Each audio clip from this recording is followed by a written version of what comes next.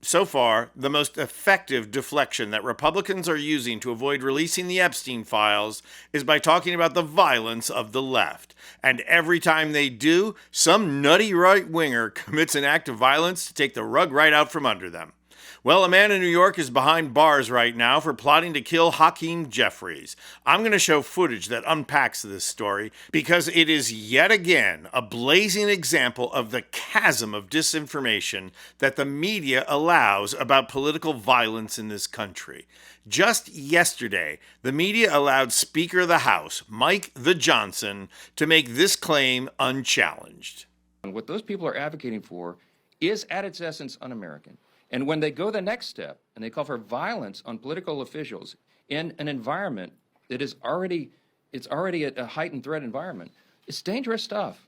They had the right to do it.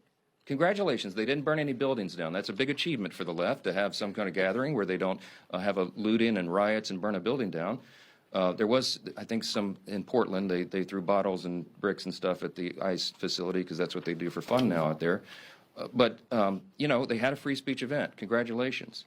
But you need to look past that and look at what it is they're advocating for openly, and it's really scary stuff. Yep, that's MAGA Mike having a little nutty about the violence of the left, when the best he could do to find violence on No King's Day are a bunch of signs. Meanwhile, he's leaving out the actual violence that occurred when 7 million people took to the streets to protest Trump.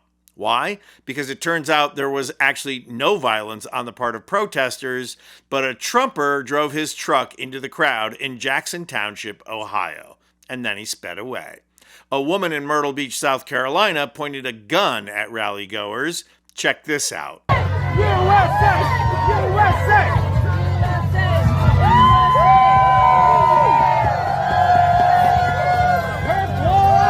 Oh, I guess that's a Trump shirt that she's wearing. Yeah, now who's a terrorist? And yet the right wing is going nuts over this woman. Hey! You ever heard of Ozempic, you fat ass? So 7 million marchers, and one of them makes an obscene gesture to counter protesters that mocks Charlie Kirk's assassination. That's the best you can come up with? The fact of the matter is that Trump's mass pardon of J6ers has done nothing but empower the MAGA faithful to act with impunity. And that is certainly the case in New York, where police arrested a man for plotting to assassinate Hakeem Jeffries. Watch this.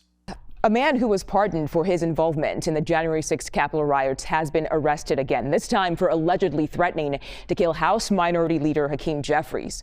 Christopher Moynihan was arrested on Sunday after text messages were discovered.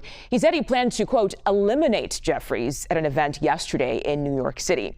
I want to bring in CBS News Justice correspondent Scott McFarland, who broke this news for us. Scott, thank you for joining us. What do court documents reveal about Moynihan's threat?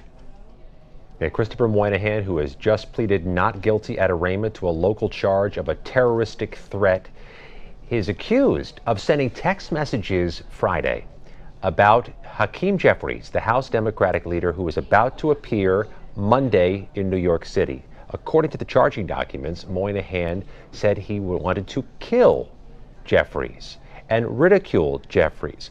And as part of these threats, the prosecutors here are alleging that Moynihan knew where Jeffries was to be Monday and was texting someone about his intention to kill Jeffries on Monday in New York City. This is a local charge in Dutchess County, New York, roughly 90 minutes north of New York City, where Christopher Moynihan lives. But this is not his first run-in with the law. And as you mentioned earlier, he was a pardoned January 6th rioter, and not just any January 6th rioter. There was a diverse group of people there who did a diverse set of things. He was on the Senate floor that day after breaching that entrance with the mob. While on the Senate floor, he was found guilty of rifling through senators' desks, of being part of the small number of rioters who seized control of the Senate dais on the Senate floor during the Capitol riot. You see him there circled in the bottom right of your screen. Christopher Moynihan was found guilty in 2022, sentenced to 21 months in prison, had been released before his full pardon with 1,500 plus other riot defendants January 20th, 2025. Now, as this report shows, this was not just any J6er. This is one of the guys who came ready for an all-out insurrection. He's holding zip ties. He's wearing a helmet. This is a nut job who was serious about hanging Mike Pence and taking Nancy Pelosi and other Democrats into custody. But you're certainly not going to hear Mike the Johnson talking about this. And obviously, none of us should ever expect Republicans to own up to the violence their party stirs up and then directs at the left. But is it asking so much for the media to hold their feet to the fire over it? There's plenty of factual studies by the Cato Institute, not exactly known as a left-wing group, and the ADL, among others, that show the overwhelming majority of political violence and murders comes from the right. So if we've learned anything from Mike the Johnson's complaints, it's that next time there's a No Kings rally, we all need to start chanting, "Hang Mike Pence."